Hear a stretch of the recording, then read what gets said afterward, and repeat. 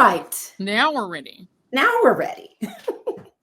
So I wanted to, hey, it's time to. And girl, I was thinking about, hey. What are you doing? Oh, that's the open, rolling It's like a sitcom open.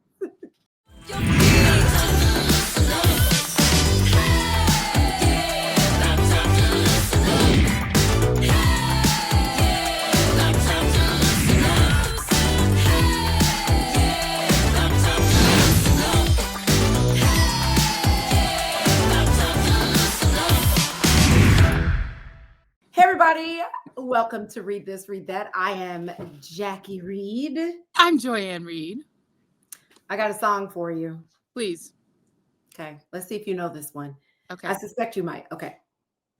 This captures my mood of this week. Okay. I don't feel no ways tired. I've come too far from where I started from. Nobody told me that the road would be easy, but I don't believe he brought me this far to leave me. Woo! Hallelujah. Girl, listen, no ways tired. No ways tired. I don't feel no ways tired, girl. No ways tired. Guess what? I feel tired. You feel ways tired. Yeah, I feel ways tired. Quite tired. No, I get it. That song has been on my mind so much. How was your holiday? My holiday was wonderful. The youngest came down with my bonus son. So Miles and Chris came down, and Winsome is here. So I had 2 out of 3 of the children in town. Jason and I, and those who were assembled went over Cousin Faye's house, and we had a lovely Thanksgiving. I cooked rice and peas. My patented rice and peas, brought that with. Ordered the roti, and I brought the roti. I didn't cook it because I was making roti takes hours and hours and hours. So those were my contributions to the Thanksgiving. I didn't eat much though. I had been headachy and just not feeling great. And I just had a headache. So I didn't eat a ton, but I did cook my share. I did my share. How was your Thanksgiving? You've had a headache for like 3 days. No, it's bad. I don't like that. What are you taking? Good old fashioned Tylenol. It works. You just took person's friend. I just took some. It'll take time again. The sick woman's Wait a minute. Didn't you go see Wicked? So yes. Well, how are you? First of all, you didn't tell me how your Thanksgiving was. Oh, it was good. You know what I mean? It was a vegan Thanksgiving. Meaning you guys ate leaves, grass, a plate of beans. I don't know what it is about Black people and wellness. Yeah. We just don't want to give love to anybody who's trying to live right. You stop drinking, Black people gonna make fun of you. Eat right, Black people gonna make fun of you. It's true. You start working out, Black people. Who you think you are? We're just haters. We're haters. We're haters from deep down in our soul. But we're haters with love, though. Don't want nobody to do right. Don't want nobody to do right. What's wrong with you? You stopped eating meat. What's wrong with you? What's wrong with you? Stop drinking. What's wrong with you?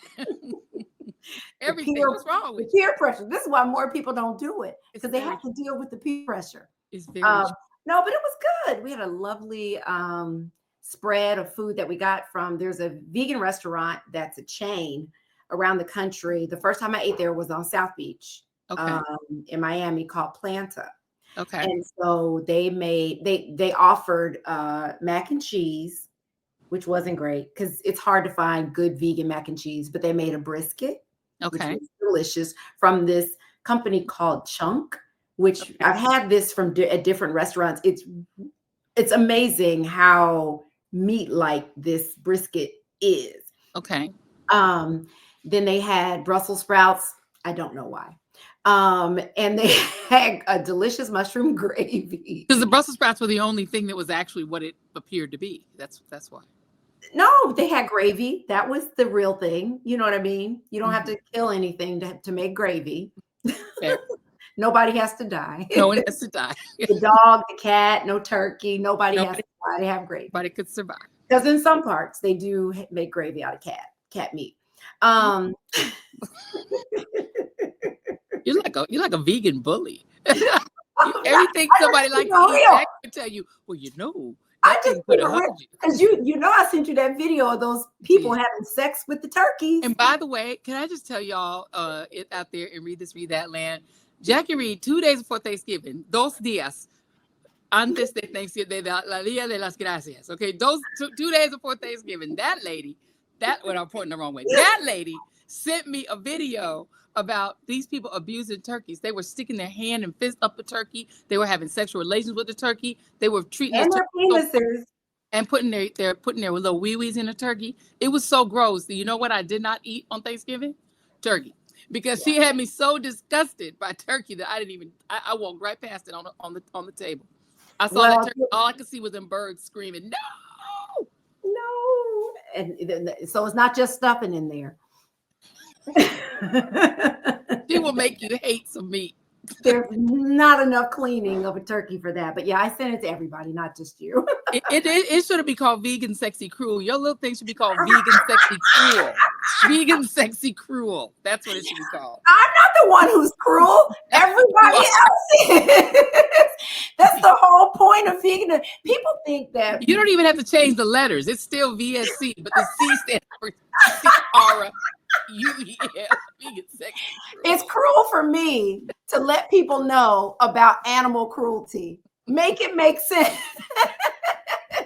Make it make sense. People forget, though. People think that veganism is all about just kind, happy people who just want to eat, a certain kind of way. No, we're terrorists who activists. Want to eat nothing. It's no different. It's no different from Black Lives Matter. You know what I mean? It's like you want to let people know about injustice against animals. And that's the thing. And let them know. So many white people who are like, them Negroes will be all right. People, y'all are like, them animals will be all right. It's like, no, I don't want to know about how badly Black people are being treated. That's how white people are. I don't want to see that the police are. I don't want to see somebody having sex with a turkey. I don't. But pass that turkey. I don't.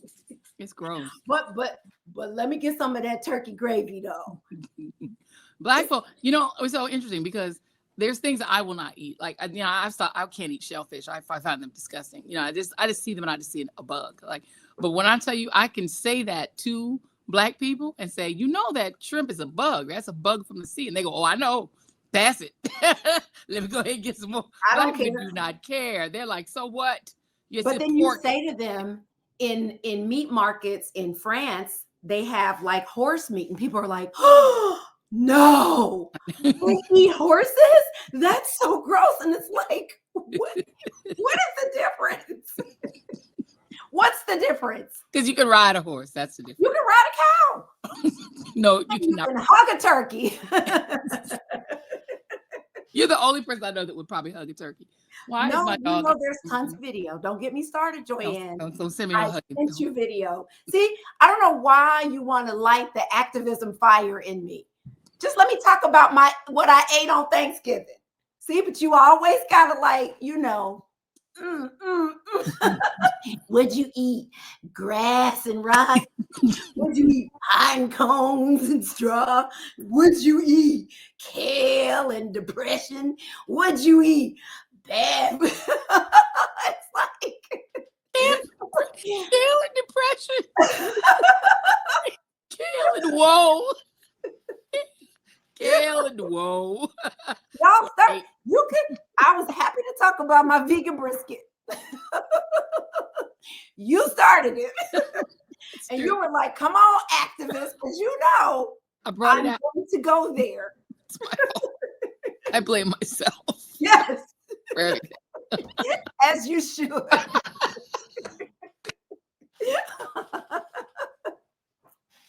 I take full responsibility for what just happened over the last 4 minutes on this. Start program.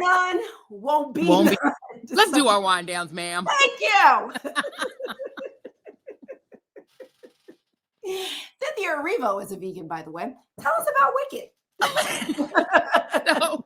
So I just came back. I was a little late to the podcast today because the daughter, Winnie, and I went to go see Wicked. She's only heard the soundtrack, but she loved it. She's heard the soundtrack a dozen times. She knows all the songs.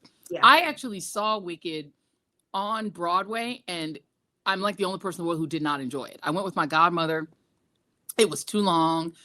2 hours in, I was like, please let me get out of here. I had to pee. I was like, this is too long.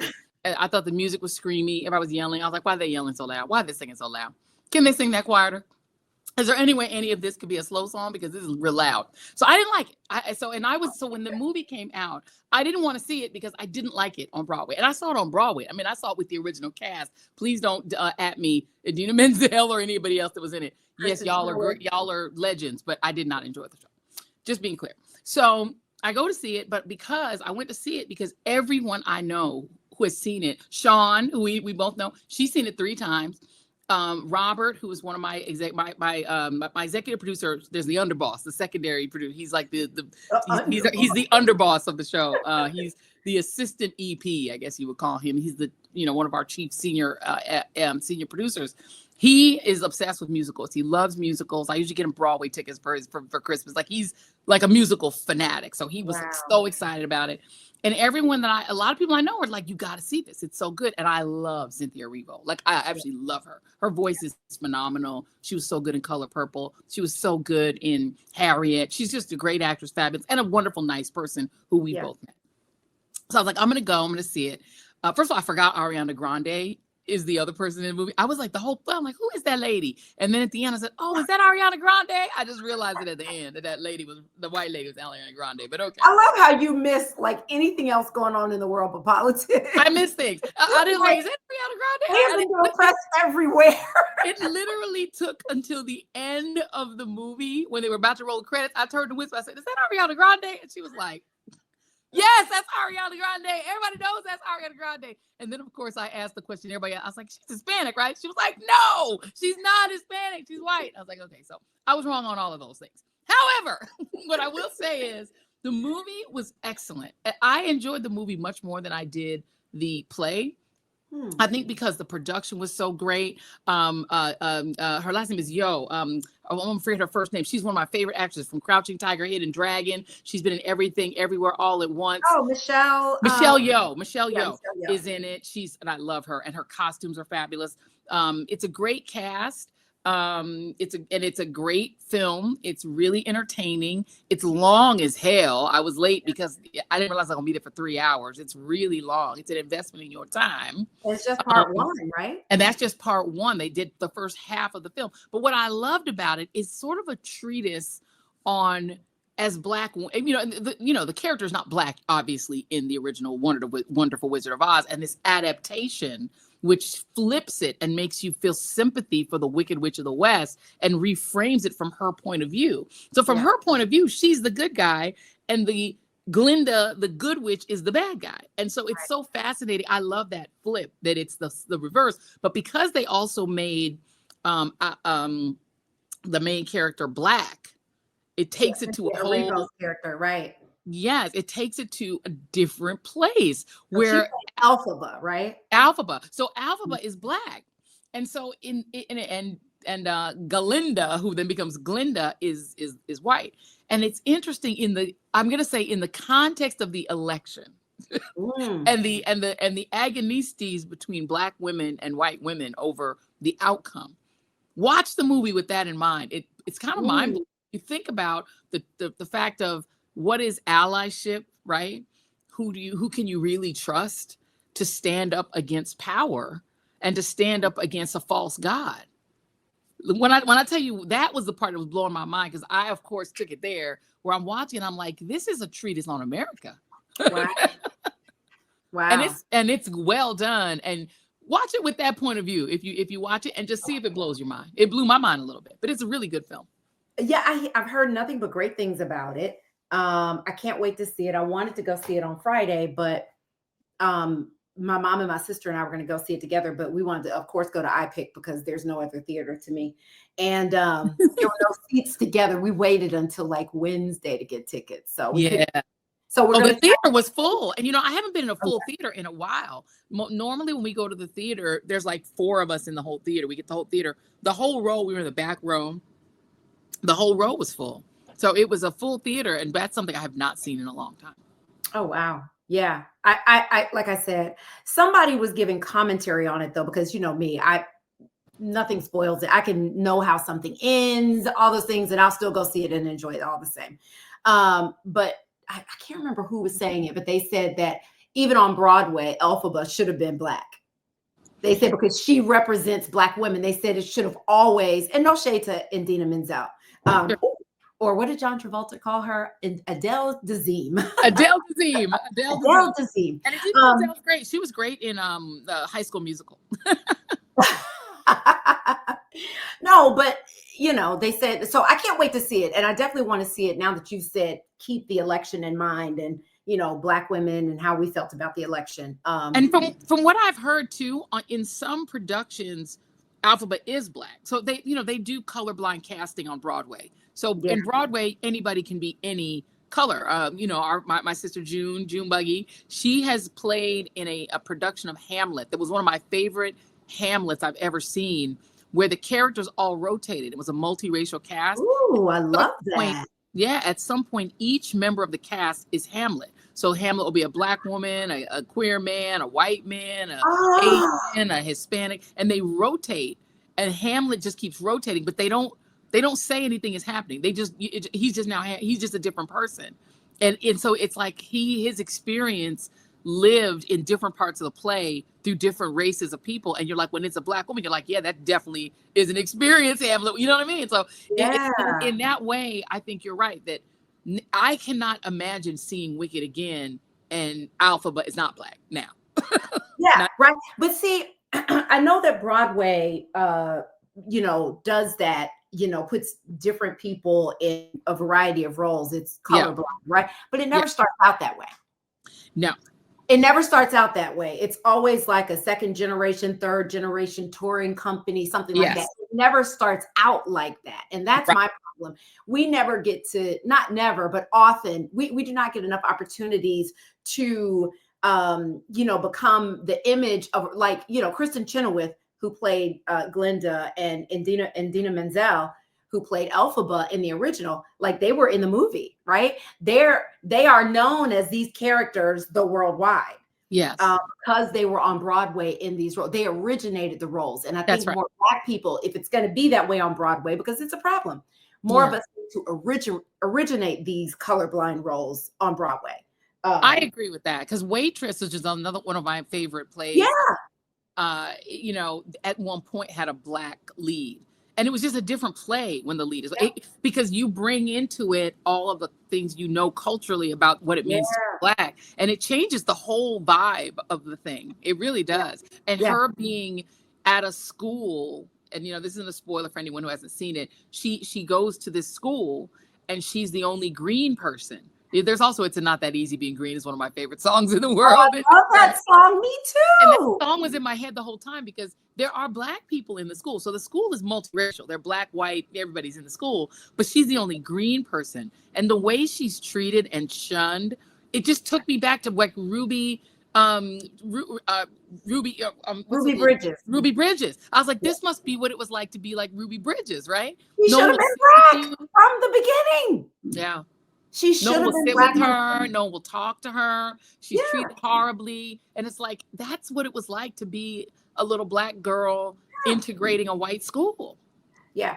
It's just like, I was reading somewhere, and it wasn't like I didn't get to do research beyond what I was reading, that in the original writing of Willy Wonka and the Chocolate Factory, that Charlie was written as a Black character. Oh. The little boy was Black. And I want to say before the movie was made, and again, I didn't do the research, that there was pressure to change it into a white make it a white character. To make it a white character. But originally it was written as a little Black boy. And that for him being the hero of the story wasn't something that society at that time was ready for. Well, remember, if you're a comic fan, the Flash comic was supposed to be a Black guy. And they switched it. He was written by the original people who wrote I'm sorry, not the Flash, the Green Lantern. Sorry, got it wrong. The Green Lantern. The Green Lantern is the one who was written in the original DC Comics as a black character, but it was switched to white when they did the cartoon because people just didn't feel like it would be accepted. And also, apparently, like, there are other black characters who are supposed to be black, but called whitewashing. Right, where the character is turned white to make it more acceptable to larger audiences. Yeah. I mean, listen, it's happened with our music, right? Music that was, really. I mean, all of Elvis's catalog is a black person that he's just singing over their songs. I mean, the black man who really not even just with Elvis Presley and the music, but also his style and his, the way that he performed, and that was all from a black man. Yeah. Like even just the curled lip, the way he danced and everything came from a black man who, was paid, I'm sure not enough, but he originated all of that. And his song, You Ain't Nothing But a Hound Dog, is a black woman. One of the first black women rock and roll stars actually sang Hound Dog first, and he re-sang it over. I mean, even the Lone Ranger, the Lone Ranger is originally supposed to be black because it's based on a real life black cowboy. Yeah. So, and a quarter of the cowboys were black, and we just never grew up knowing that cowboys were even black. And so we just assumed, that cowboys are meant to be white, but a lot of them were black. That's why we love that movie. What was the movie? The cowboy movie that we had one of the actors on a while back when we were doing Read This. It was like one of the, what was the movie with Jonathan Majors? The Harder They Fall. Yes, The Harder They Fall. The Harder They Fall. And now, and I'm gonna look it up right now because now I needed to the Lone Ranger, and we can edit this later, but I'm gonna look it up. The Lone Ranger. Saying your shirt, Betty Boop. Oh, I'm gonna get into my shirt in a moment. Yes. Yep, they're saying your shirt is another one. Right. Okay. So now, we're gonna come back on. So right. We're not gonna stop. We're not gonna edit this. Oh shit. All right, never mind. I was gonna try to be theatrical with it. But anyway, Bass Reeves. I had to look it up. The name was Bass Reeves, is the original character that the Lone Ranger is based on. But when they made the Lone Ranger TV show back in the 60s, they made the character white and gave him a quote unquote Indian sidekick. But Bass Reeves is the real person that the Lone Ranger is based on. And I am wearing another one, Betty Boop. Betty Boop, who is the character I'm wearing right now, who is black on my t-shirt. The original Betty Boop was also black. Yeah. And Betty Boop was a black character that was turned white because Warner Brothers did not believe that people would accept a black little girl as a character, especially a black sexy girl character. She's not a little girl. She's supposed to be a grown Boop girl, whatever. But they didn't think people would accept a black character. Yeah, I mean, at the rate we're going, they're going to have movies and things out there with white people playing slaves. And they were the real slaves and the real victims. You know what's so interesting? I have to say this, Jack Reed. In the open, you get there, and part of the reason the movie took so long to watch is that it's like a half an hour of previews, right, before you even get to see the movie. Oh, yeah. Right? And I was amazed by how many all-white cast feel-good movies there are coming out next year and coming up. That there is this thing in Hollywood where they have dumped DEI, and now they are fully back in there. We're just going to make movies about white people. Y'all don't need to be. And across the board. That's why these things that we're talking about in the entertainment industry, the whitewashing of Broadway, shows, books, movies, television, all of that, it's only good. Like, it's only going to get worse. And no one will ever know these things. No one will ever teach these things because the history is being whitewashed. Something that white people can live with and feel comfortable about and feel good about. And they want to feel good about. And so these things will never be discussed but that's why it's important, I think, for Black people to take control of what our children are learning. I feel like in addition to whatever they're learning in school, there needs to be something that Black people create ourselves where there are reading lists from K through 12, right? Of what that we have to kind of not fully homeschool, because I can feel that could be a lot. I wish we could homeschool, but I feel like there should be a reading list for every grade, for Black children, so that we can know our history. And because they're not going to learn it any other way. Especially, it's done. Now that Trump is back and it's coming back to the White House, it's done. What little history is in there is about to be, I mean, they're going to wipe it out. Harriet Tubman, forget it. Martin Luther King, let's see if we can hold on to that holiday. The one line. They'll do the one line of King. They may do Harriet Tubman, but you'll never know. I mean, I grew up never knowing where Harriet Tubman was running from. They never said she was. I was in I moved to Maryland before I really realized, wait a minute, she was in Maryland.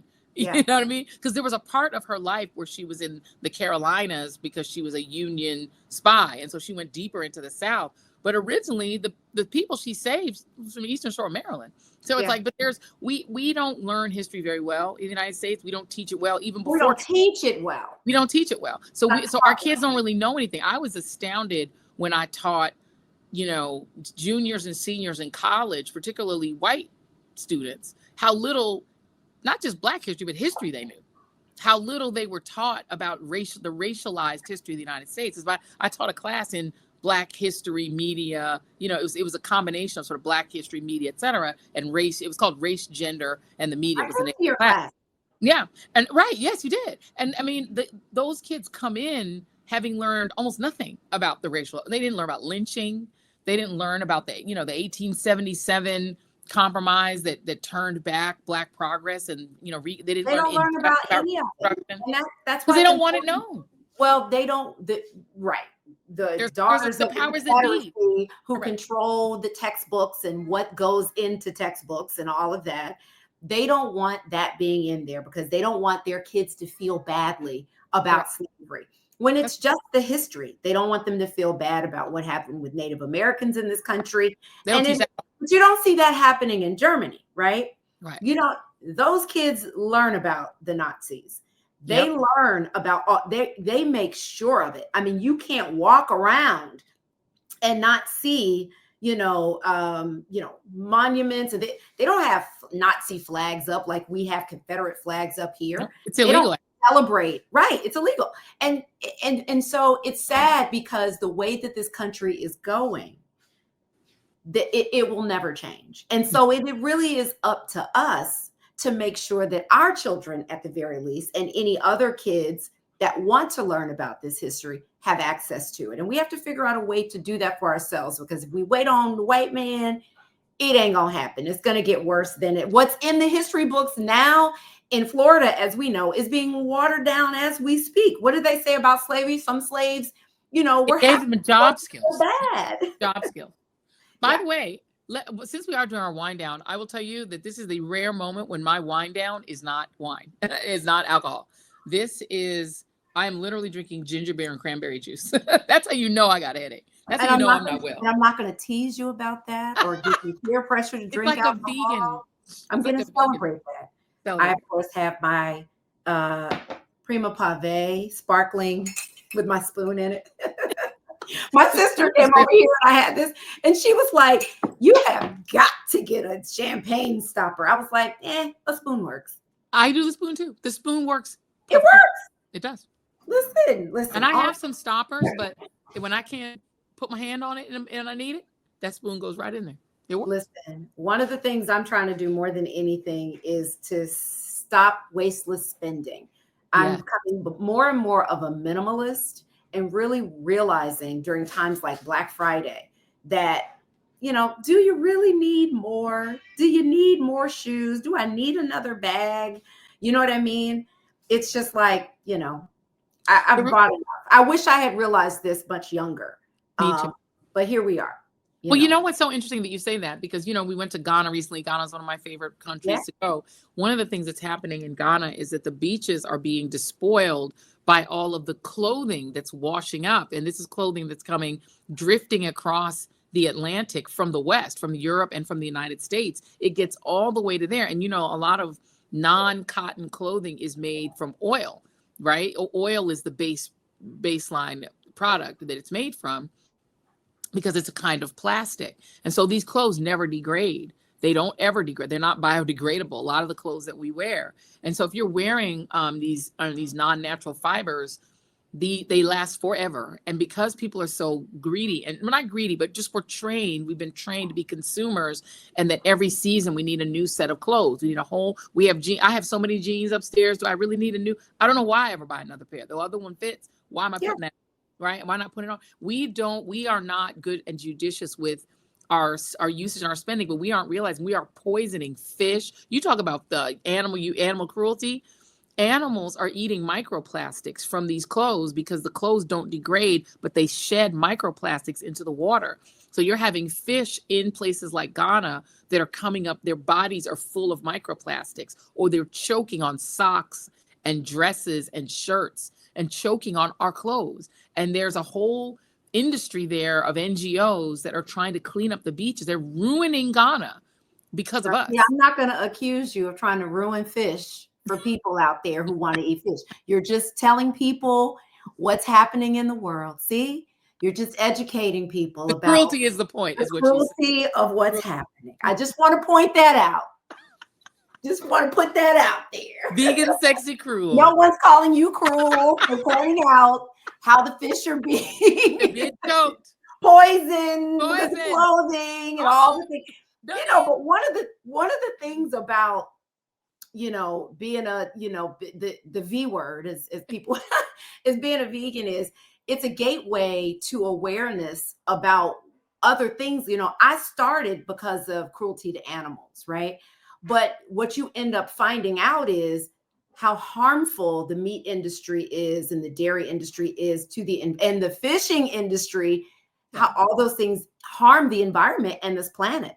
And so, it's like what you say about clothing, is an environmental thing, and the waste, like the number 2 thing in landfills across the world are clothing, discarded clothing. And like you said, the things that are synthetic and don't break down. And that's why it's important to think to when you buy, to be a more conscious consumer, to look at the labels of what you buy, of what you're buying. What is it made of? And then instead of, I've been guilty of this years before I became vegan, just taking clothes I didn't want and just throwing them in the trash. Right? Donate them, but be mindful of where you donate them. There's so many people who don't have, and we end up just throwing so many things away. Shoes, socks, even underwear can be recycled and used for other things. So I'm glad you brought this up. I just want people to know that I am not the only one who cares about living things and the planet. You do too. Look at you. I do too. Veganism, and no one's going to call you cruel for it. Let me live this down. I will never live this down. No, but the reality is what you're saying is ever.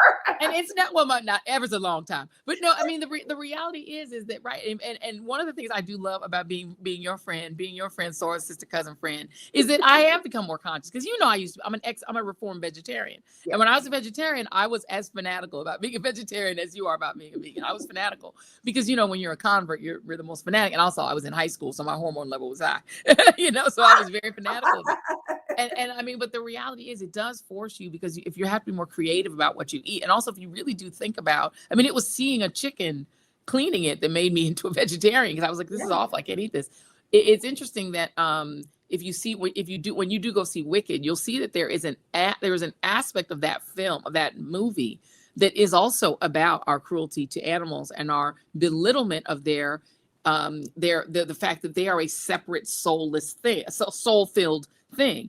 And we think of animals as just something that's there for our use and our disposal. And that's what we've been trained, even as Christians, because, the pastors will be like, God put the animals there for our use. That's what I've heard, that has been a justification or pushback against being. When I was vegetarian, I would hear that people would say you should eat meat because, God put these animals on earth for you to eat them. Right.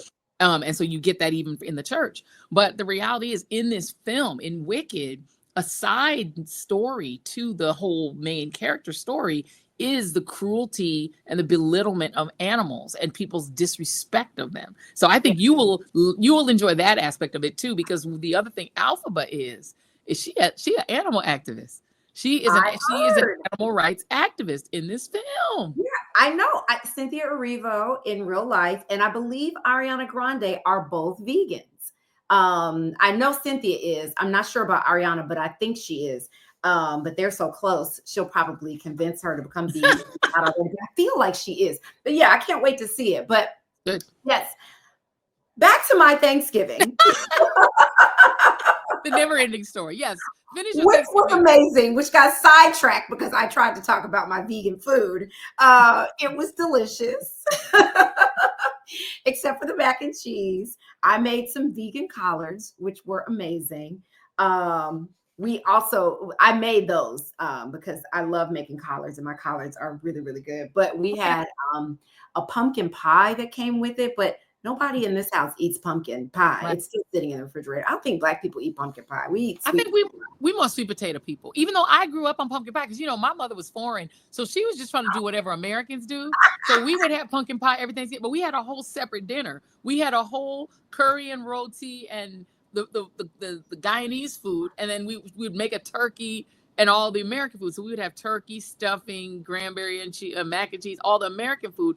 But everything that was always left was always the turkey. Nobody ever wanted it. It was always the thing that nobody really wanted, but she felt like she had to have it, and she had to have pumpkin pie. So we just grew up on pumpkin pie because she was just trying to be an American. I think when foreign people come here, they try to fit in but they want to hold on to their food too. But she would serve it. So it was almost 2 dinners, but we always really enjoyed the Guyanese food more. Now, do you still have that kind of food at your table? Okay. Because they're all Guyanese. So we were over my cousin Faye, and she's really born in Guyana. Like, they're really Guyanese. And so we had everything Guyanese except the turkey. The turkey is the one thing they will stick to because it's an immigrant thing, And what was left behind most? The turkey. It's the thing nobody really eats. Everybody, you know what I mean? It's like, it's not the thing anybody really wants. People want the greens, and they want people want the thing, but the turkey is there almost symbolically because it's Thanksgiving. Like, there's no reason to have it. Like, at a certain point, we should just be like, why are we wasting these poor birds' life? Because nobody really wants that.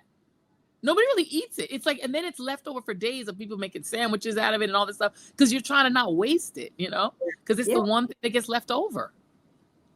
I mean, it's a waste. A true future vegan. Why kill those doggone birds? Why?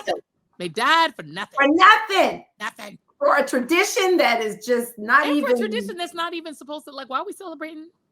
This is the indigenous people celebrate this as like a tragedy. It's like a tragic day for indigenous people. They're like, this is not a celebration. Listen, anyway. Black people, do better. But I did. I'm going to talk more about this during another show. I did spend a lot of time binging a lot of great shows. So many great things. And what I do when I want to tune out the world is I watch holiday movies. Okay. I'll watch holiday movies. I'll binge a lot of things on TV. There's so much great TV right now. Yes. So much. Watching a bunch. Yeah. What are you watching? Tell me one thing you're watching. Okay, so Jason and I binged Cross. I had already seen 4 episodes of it because I did the Comic-Con. My dear friend, you met her, Lachelle, is a publisher for Cross, and so for Amazon Prime, and so I did the Comic-Con opening, thing for it, and so I got to interview the cast, and so I binge watched 4 episodes. I was trying to get through all 8, but I didn't. So I was like, we can start all over, Jason, because I really think he would enjoy it. So we binge watched that. So I rewatched it and we watched all the way through. Loved it. So good, right? And season 2 is already solidified. It's coming. Excellent. So you're going to love that if you want to see something good. Right now, I'm watching The Madness, which is straight buck wild crazy. Like a man in the woods. I'm going to leave it at that. And it's like, what is happening right here? Crazy. Girl, starring Coleman Domingo, who is amazing in everything. Girl, I saw it come up on Netflix, and I was like, let me check this out, girl. I watched the whole thing. So good. I'm don't give me no foot. So good. But I love how true to, and people will see when they watch it. You expect people in his situation to do the right thing. He does so much of the wrong thing, but that's more realistic. I got so frustrated with his character, but it made sense based on who he was. Right. It wasn't like in most situations like that, somebody spent time in the Navy SEALs, and so now they're a school teacher. Right. And so, they've got all these skills. Yeah, no, he does not. That wasn't his situation. So he did the best he could.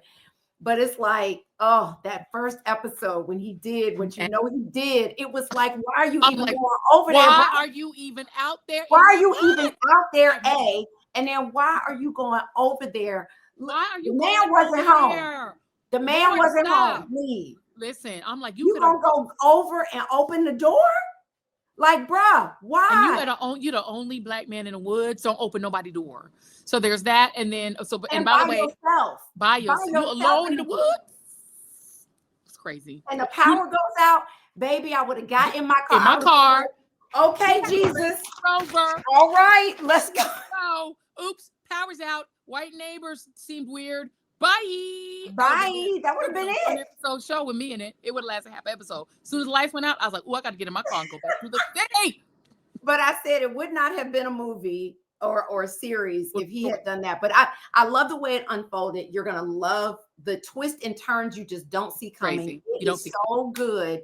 Yeah. I can't wait to hear what you think about it once you get to the end. So those two are good. And by the way, to go back to Cross for a second, the thing I loved about Cross is the relationship between the two main characters, the brothers that are the two cops.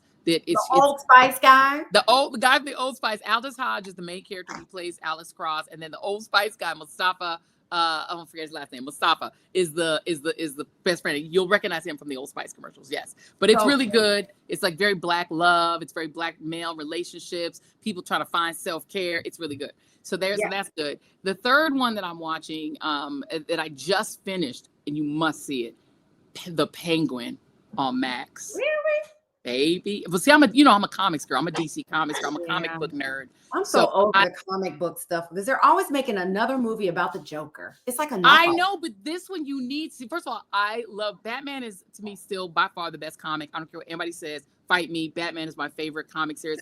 I've loved all different Joker movies except one or two. Love the Joker. Love the newest Joker movies. Really good.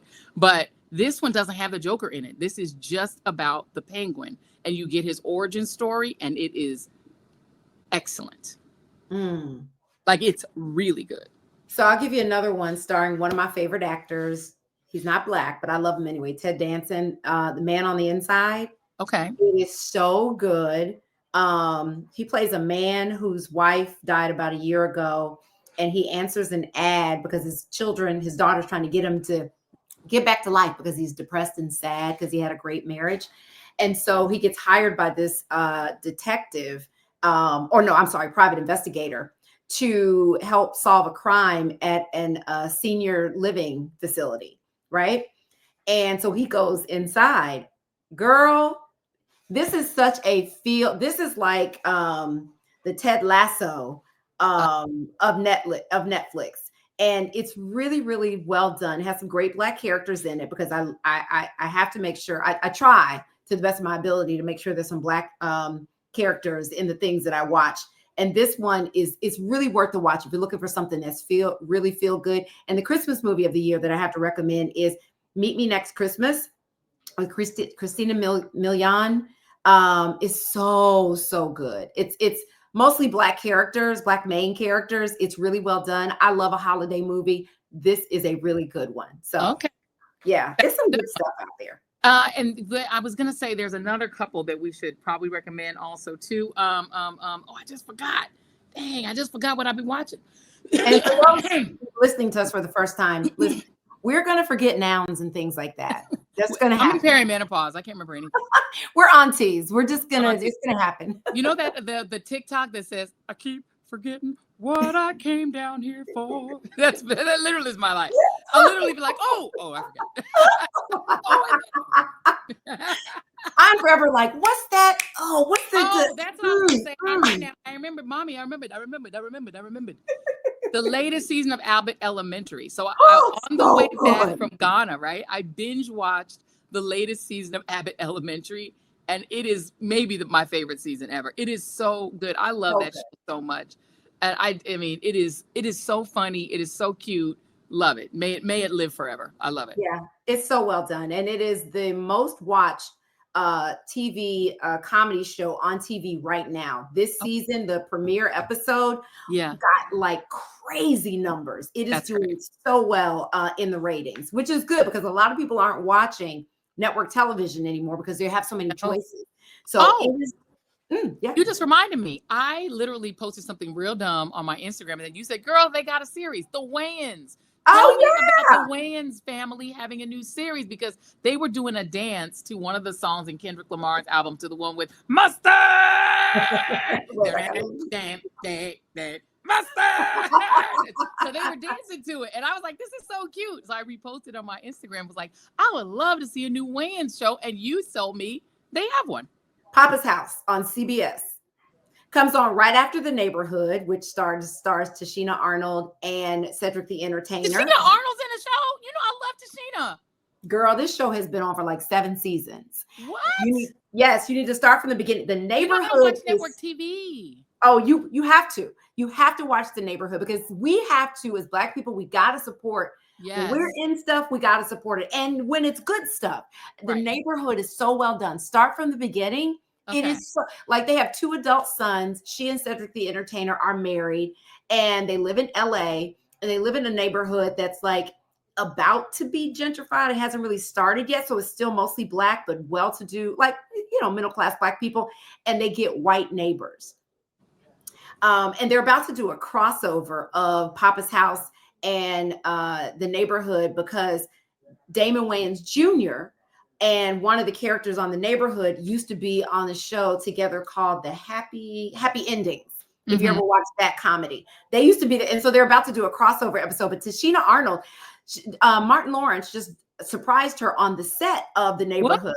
He's directing an episode. You got to watch The Neighborhood. Let me tell you, it is so well done. It's a great show. It's funny, great guest stars, so well done.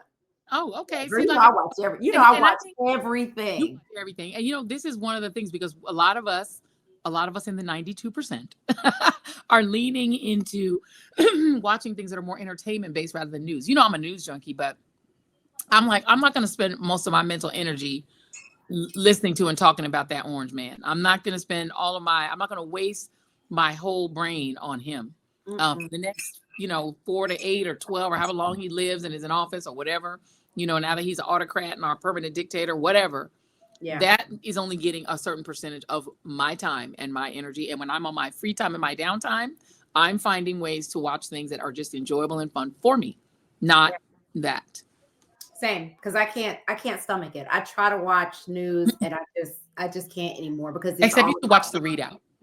Well, I do watch the readout. You know I do, because I'm always texting you. I'm like, great show, love this, blah, blah, blah, blah, blah. And it isn't even just about the readout. It's like, you should pick, and this is what I've done. I pick certain times of the day and certain shows, news shows that I want to see, that I watch and that I want to take in, because I want to watch that person's take on things. And I will watch certain shows and I just stick to those. But I used to just be a person where the news was on all day. I was one of those people. All day.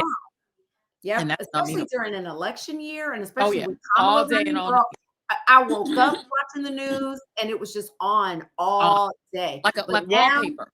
I'm done. But I do check in with the readout, because that way I'm watching something. So it's like, my mom and I will, check in. She'll be like, "You watching, Joanne?" I'm like, "Yeah." So, I mean, you have to pick a few, pick a few things that you feel like that you're going to get good information from, that you're going to get good at, because we don't want to be ignorant to what's happening, because a lot of bad things are going to happen. I'm just being real. A lot of bad things are going to happen. And you just want to not check out totally. Well, and the thing is, because I have some friends who just don't watch the news at all. They just, a lot of Black people don't trust the news, which is crazy, because, well, I will say I get it. A lot of Black people don't trust the news. And now with what's happening with the news and who owns certain news organizations, you have to wonder, how does that influence what's being reported and how it's being reported? I mean, you look at the whole Israeli, Palestine situation, and that was a perfect example of how things were covered, especially in the beginning of that whole conflict on October 7th a year ago. So I get it, but I tell people, when you don't watch anything, then you don't know about anything. Let's say you're tuning out because of politics. You don't know that a massive storm is coming. You don't know that roads are closed down, or you don't know certain things that are happening. So you do have to pick something that you're watching locally and nationally, I think every day, or reading on a regular basis. And also, just as a matter of your civic responsibility, you don't want to be completely ignorant to what's happening in your country. Like, this is one of the reasons that we get election results that we get, because so many people just don't pay attention at all. I mean, I posted, the statistics that are so tragic about this last election is about 33% of Americans voted for Trump, about 32% of Americans voted for Kamala Harris, and about 4% voted for nobody. They didn't vote. And they are actually the largest group of the three. The largest group of the three were people who didn't vote at all. And the reality is that we have a country in which, on average, in every election, a third of people just check out and don't participate at all. And we don't know how they would have voted if they voted. But the fact that people are allowing a third of Americans to dictate everything about their lives is actually frightening. Yeah. You're going to let a third of the people, just think of the third dumbest people at your high school, the third meanest people at your high school, the third who are bullies or assholes. They now just decide everything for you. They just pick everything. They pick your books. They pick your laws. They pick the judges who rule over you, who rule on you if you have a court case. They're just choosing everything. And you're just saying, hey, bully, hey, asshole, I went to high school with, you pick. I don't want to.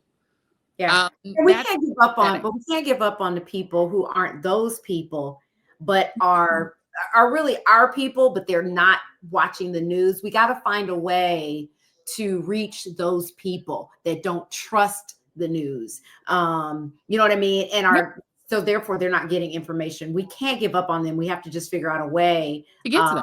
And I think and they should tune in to read this, read that, because we'll give you information. And again, you don't have to always get the news just from TV news or, traditional news. You find people that you trust. That's the first key, is find people, not that you just trust them just to trust them. Your old Uncle Rob, that says a lot of crazy stuff at the barbershop. That don't go to him. Go to people who at least their job is to be read into things. That's the problem with people who don't watch the news. They end up listening to other people who don't watch the news. Like they know what they're talking about. Yeah. And they're, and then it's just, the blind leading the blind, basically. 100%. But you have to, the way you should pick is think about a couple of personalities, people like us. We're both journalists, in addition to just being adorable and being your cousins. We're both journalists. And so we're not really going to come on here and just say random things to you that have no research behind them. And it's like, and so I think you can think about, people that you can trust, whether it's through a podcast, whether it's through social media. Follow people on social media so you can compare the things they say on TV to what they say off TV to see if they're consistent. That's one really good way to judge if somebody that you like on TV, pick a personality on CNN or MSNBC, also follow them on social, because it's a good way for you to hear what they say when they're not scripted on television. And then you can hear what their thoughts are on other things and their takes. And sometimes people, like I have people who only get me on TikTok. They don't watch my show, will not watch TV, have no interest.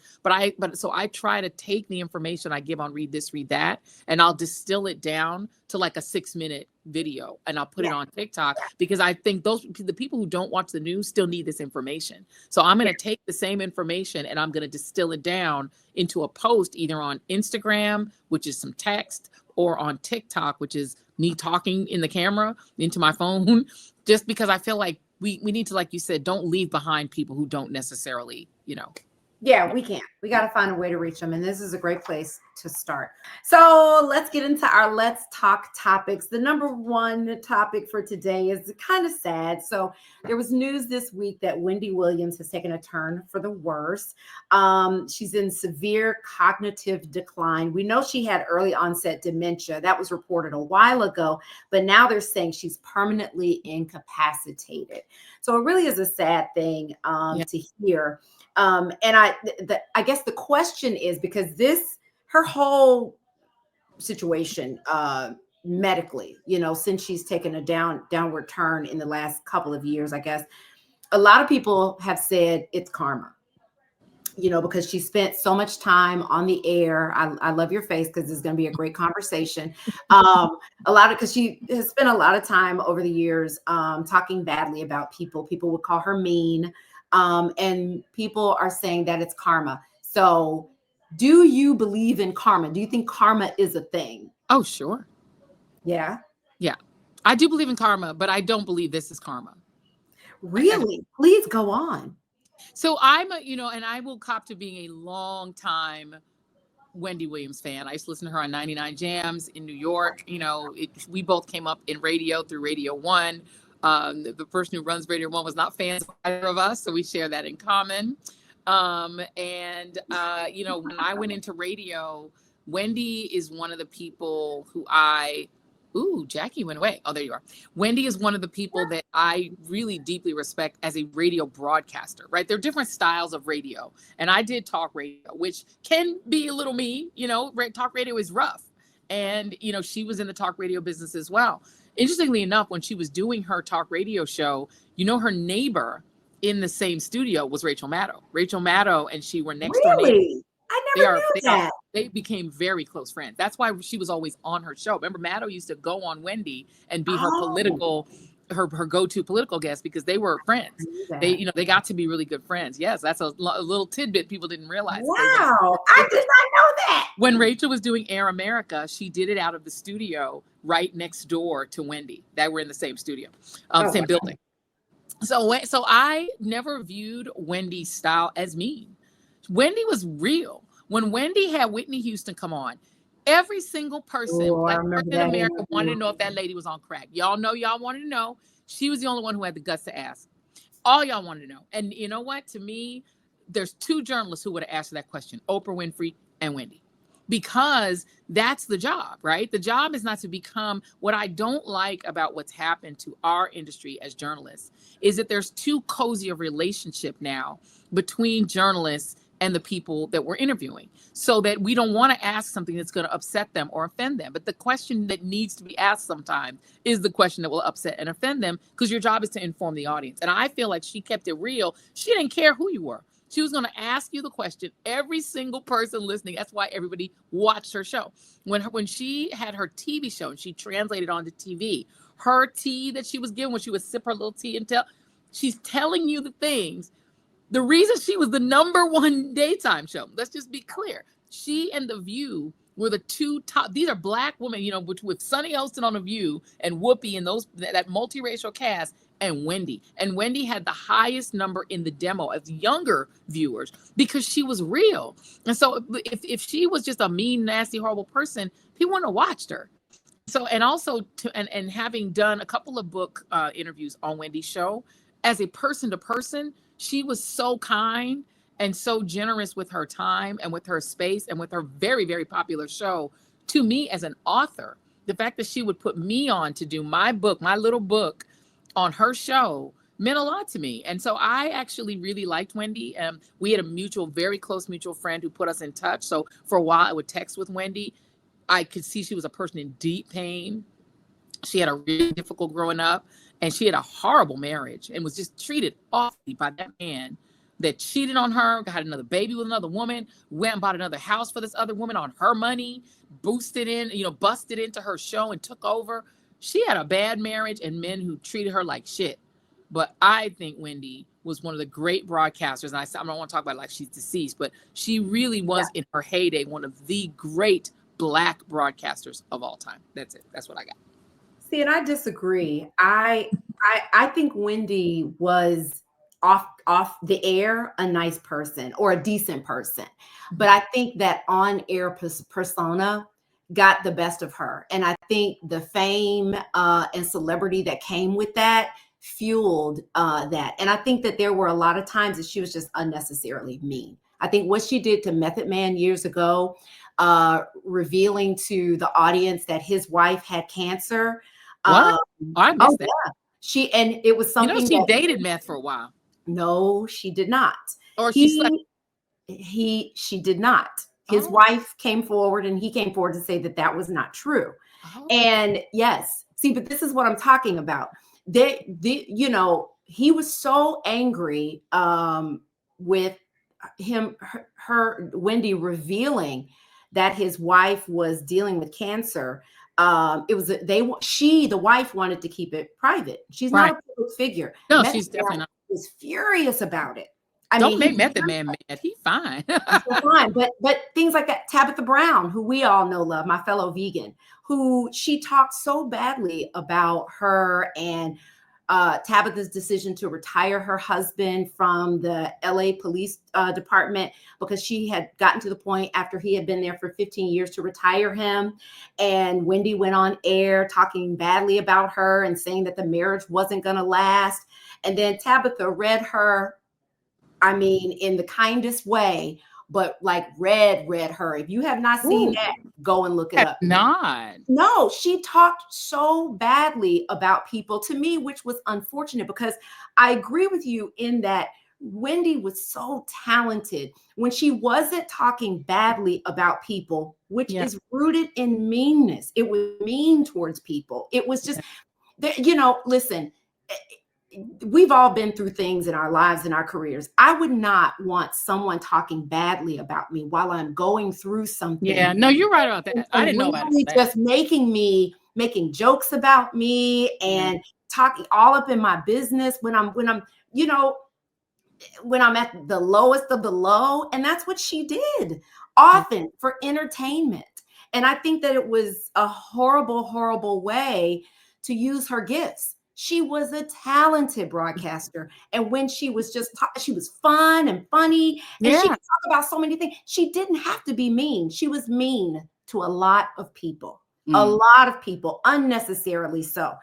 Do I believe in karma? I want karma to be a thing, not with Wendy. I feel very badly for Wendy because not only is she going through something very difficult, but I also hear that there are not a lot of people around her who are looking out for her at all, taking care of her. I don't wish that on her. You know, I don't think that she's a horrible person. I just think she did bad things. And I think she used her skills and her talents in a lot of situations, not all, to be really nasty to a lot of people in the industry. But if karma were real, I don't think that Donald Trump would be heading for the White House again. So I will say one thing. I think you're right about that. And I stand corrected on that. I didn't realize she had done that stuff to Method Man. Oh, and that's just the tip of the iceberg. There's so much more that she did. There are a lot of celebrities who hate her because of how badly she talked about them. And I'm not talking about an interview where you ask a person tough questions. That's not a problem to me. It's when people are going through things and you drag them in the, you know, you talk about them. And it's a lot of why a lot of these people on YouTube who aren't journalists at all, but they have so many followers because they're talking about celebrities in such a bad way. Just being nasty. Yeah. It's just being nasty, unnecessarily so. No, she was mean. And by the way, the one thing I will say as far as karma and Trump, I think karma is real, but the karma is not to Trump. The karma is to America. Donald Trump is the karma that America has earned. I like the way you reframed that. I never thought about it that way. That's so true. I think this is what America deserves for slavery, for the way they treated Native Americans. Is that what you're saying? Yes. And for the resistance, had America been willing to face the truth and the facts of what we did. And I think it does kind of go with the same conversation, is that it is a shame now that because she has this deep dementia, which apparently is alcohol induced as well, abusing alcohol and other things maybe in city. But anyway, the fact is that to your point, yes, she should not have been cruel to people. And if she was, that's really awful. She was. And as an OG Method Man fan, I'm like very upset about that. I didn't know about that. But here's the reality too. She now can't face it because she is no longer in her right mind to ever be able to face it. America is in its full functioning, its full faculties, and has always had the option. We're not a country that is all mentally deteriorating, right? We could face the truth of what this country was, of slavery, of what was 90% of the indigenous wiped off the face of the earth, wiping out, Reconstruction and replacing it with just grift and graft and theft, and the theft against the working class and the theft against working people. The fact that billionaires just basically own this country. They own everything. They've taken everything. They own all the media. They own all of the sources of wealth, all of the sources of they own the broadcast license. They own everything. and they don't give a damn about regular people. The fact that we won't change and we won't face it, the karma for that is Trump. You're going to get what you earn with that president who's going to do to this country whatever he wants, and ain't nothing none of y'all can do about it. And you had the chance to say no. You were shown a monster, and enough of y'all said, we want the monster. You're going to get the monster. And when it happened, don't say how could God? Don't say how could God. Say how could I? Yeah. Ooh, I love that. Ooh, karma is real. Karma's real. Just read that. We believe in karma. Okay. Next topic. Wow. Next topic. Okay. So Walmart and some other companies have been called out for dropping some DEI policies that they put in place, right after the death of George Floyd. Companies saw the error of their ways and they were like, you know what, let's do better. Let's be better. Let's create some policies and programs to level the playing field, right? When it comes to our employees. For a single year. Right. And as soon as they heard Trump, it seems like it just all coincided with Trump winning. He's not even in the White House, and all these companies, and it's just everywhere, right? They're just rolling. Like you were talking about the entertainment industry. But these companies like Walmart, Lowe's, I made a list, but I don't have my list. Lowe's made me sad because some of us were not going to Home Depot because Home Depot. I stopped going to Home Depot, and but now Lowe's is off too. And Ace Hardware. Where are we going to go? So the question is, with all of that going on, the question is, should we as Black people try to get it together, Joyanne, and start boycotting? I mean, I know we can do it personally, but should we do it, and could it be effective? I will say that there was a saying, having just done this Medgar Evers book, Medgar and Martin King, they agreed on one thing: don't shop where someone won't hire you. Yeah. Don't give your money to people who won't respect you. And I think what Medgar would say is, abso-hell-fucking-lutely, we should not shop. And he probably wouldn't say fucking because he was a Christian, but he probably would say abso-damn-lutely, maybe. But I think that we need to be more discerning about who we're giving our money to, including, which is one of the reasons I got off Twitter. Why are we giving Elon Musk free content that he's just going to use to train his AI bot? Why are we doing that? Why is Black Twitter making Twitter hot? Why do that when you don't have to do that? You're not being paid for that. For free, you're giving content to somebody who believes in race science, or at least has expressed empathy for the idea of race science. So why give him your money? So I agree. And there have been all these great videos just based on Walmart donating money to Trump of the empty Walmarts around the country on Black Friday. And that's what needs to be done, because these companies, let's just be clear, they only care about money. Okay. That's all they care about. They don't care about society or democracy. They care about money. It's why they wanted Trump back, because they're going to get that tax cut extended. That tax cut. So those of you who are like, taxes were lower under Trump, the taxes are the same now, because we're still under the 2018 Trump tax plan that was enacted in 2018, and it doesn't expire until 2025. So you're living under Trump's taxes right now, but those taxes would have expired, and taxes on the very rich would have gone up on next December, but they're not going to go up now. And these guys are going to get a further tax cut. That's all they care about. That's why they wanted Trump back. They want that money, and they want to be cozy with the autocrat. So if you want to respond, the only way you can respond is to not spend your money with them. I see no problem with that. I agree. I mean, I don't feel like we as a people are organized enough to pull it off. I hope that we are, but I don't think that we are. I think there are too many of us that are comfortable, you know what I mean? And too close to privilege, close to it, not there yet, too close to it, privilege adjacent, to give up, because to give up the things that we want, right? And I think that a lot of us just, you think about, back when there was talk about, I looked at after George Floyd and what the NBA did, right? What the Black players of the NBA pulled off during that, to kind of, have the NBA stand up and make some things right, even though they were far better than the NFL when it came to the treatment of their players. But as far as coaches and things like that, room for improvement in the NBA. Still a lot of room for improvement in the NFL. They think now that they're singing the Black national anthem, all is well, and they hired Jay-Z to decide on and doing the Trump dance in the end zone. Right. Who's gonna, perform at the Super Bowl? Okay, that's lining Jay-Z's pockets, but what's that doing for the Black players?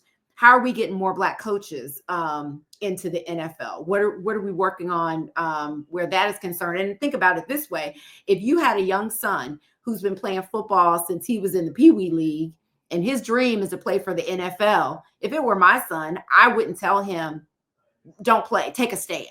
Right. Don't do that. Because people are talking about, boycotting the South, because of the way, the voting went, and just taking a stand in so many ways. But we're just not that organized. I can tell you we're not, because look, when the NAACP said to boycott Florida, Black organizations still went to Disney for conventions. Black organizations still were all up in Miami. Black folks, everybody vacation, Miami. No, not a soul that I know. And these are the woke people were still going to. Right. Of course, because we don't know. We're just too all over the place. It's not like back in the day, when the Montgomery bus boycott happened, right? We really had not a lot to lose at that point. It's not like, we had these great jobs and we were doing, it wasn't like that. Yeah, these ladies were maids. They were the job. They were garbage collectors and all the things. It was like we had the all blue collar basically is what we did, right? And so we didn't have a lot to lose. But now that we are, especially those of us who are, middle to upper class, who wants to give up the convenience of Amazon? Amazon Prime, yeah. You know what I mean? Who wants to give up those conveniences?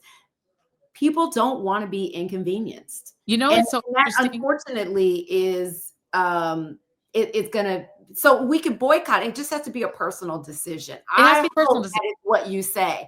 I hope that enough of us do it so that Walmart feels it, so that Ford and Toyota feel it.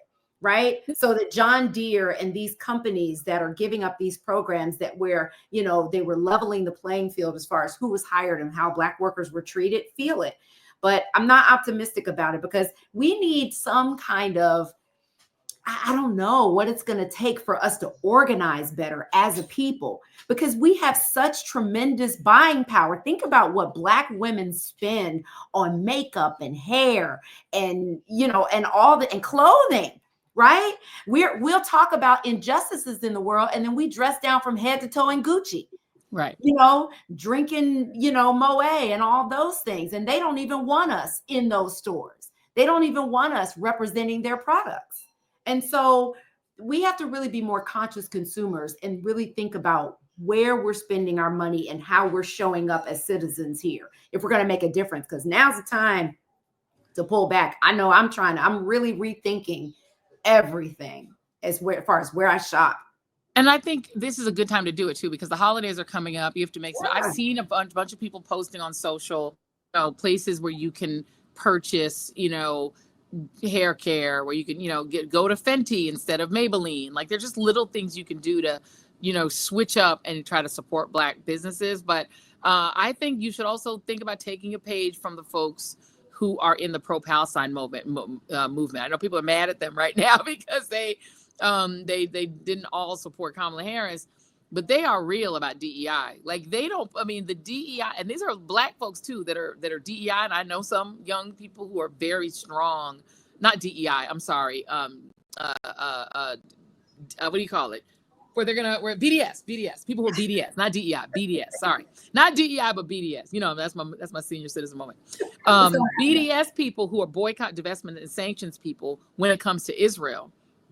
Anyone who, McDonald's,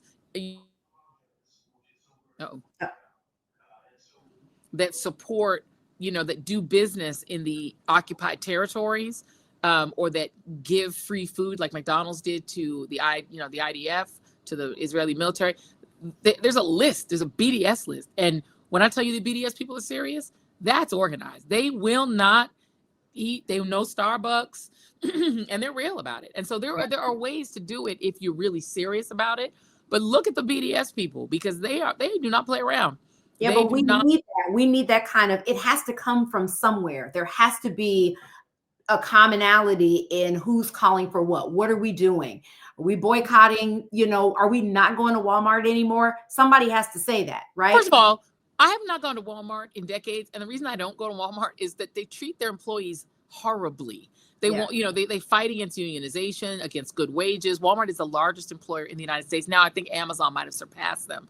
But both Amazon and Walmart fight against having unionized workers. They fight against fair wages. Even if you took the Trump and the DEI piece out of it, these were not companies that were exactly doing the great civic good. But the convenience of it, nobody's thinking about that. They're just very nobody's thinking about those things. I mean, Amazon. I mean, listen, Amazon has a problem. I'm Amazon. Listen, I'm a hoarder. But Amazon has a problem with counterfeit goods. Right? They have a serious problems. I got some headphones off of Amazon for my phone. Girl, they don't work. But they have a big counterfeit problem on Amazon, and they do not treat their employees well either. But it's so convenient for us, right? That we don't want to give up Amazon. How many things do you need in 2 days or less? Right. Really? I think the bigger picture here that we all I think we are both agreeing on is that our consumption in general is too much. It's excessive. I think about, do we need a new iPhone every time one comes out? Because that also is filling landfills and countries. And also the kids who in Congo who are dying to make those iPhone, who are digging with their bare hands, working in the mines, in these mines, and and all the conflict that's being waged across Congo, for us to have an iPhone, and just a lot of the things we do, we need to rethink. Do we need all this consumption at all, period? Are there ways, my mom used to have a friend named Rita Lejeune Bradford, and Miss Lejeune, she was the only adult we were ever allowed to call by their first name. And she insisted on it. She would not let us call her Auntie Lejeune. We had to call her Lejeune. And Lejeune used to be brilliant at sewing. And she tried to teach me and my sister June. We tried to teach us to sew. It didn't really take very well. But she made her own clothes. And what she would do is, if an article of clothing was like out of style or getting old, she would remake that whole thing into a whole new piece of clothes. And what that showed, this lady had so many clothes, but she never shopped. And she would just go up in her little attic, find something that she liked, reconfigure it, make it into a brand new, beautiful thing. And she was brilliant at it. She could make a dress into a handbag. Yeah. Maybe we need to start thinking about, are there charities or are there things we want to lean into that we just try to reuse or give away, or don't just consume so much, maybe consume less, period. Start thrifting. We need to start homesteading. Those of us who live and have land, start growing your own fruits and vegetables. So a friend of mine was like, well, that's where I get my groceries, at Walmart. And their prices are so good. Well, their prices are so good probably because they're filled with pesticides, and they're probably the worst of the worst of the vegetables and things that are out there. There's a reason why they're able to have such cheap prices. But we can do better. Go to Aldi's, find alternatives. I think Target is still okay for now. We'll see. I'm about to get on the Aldi train. Yeah, I'm about to, and Costco. Yeah. Some of the companies that do a lot of good, I think it's not even just about boycotting companies that you are upset with. So, support the companies who do the right thing. Aldi's do good. Wonderful company. Costco is a great company that treats their employees brilliantly. They give them, decent wages, fair wages, bonuses, and they treat them well. So look for companies that treat their employees really well, and lean into shopping with them and rewarding them. Absolutely. Like, I got to switch over to Trader Joe's. I'm a Whole Foods girl. Trader Joe's. I got to go to Trader Joe's now. I got to give up on Whole Foods. I hate Trader Joe's because I just don't know how to navigate that store. I just don't, but I hear they have great vegan things. So I got to get on over there and let Go get you some beans. Get in there and get you some beans. Don't start. Don't activate the activists now. Listen. You're going to turn up again, y'all. Well, that is our show for this week. We thank you all for tuning in. Our producers are like, wrap up. Get out of here. I know. So thank you guys for tuning in to Read This, Read That. And be sure and like, subscribe, tell a friend, leave a comment, follow us on Substack where you'll get after the show content. And we will see you back here next week. Same bat time, same bat channel. That was for you, Batman girl. And I appreciate the DC Comics love. Bye. Bye.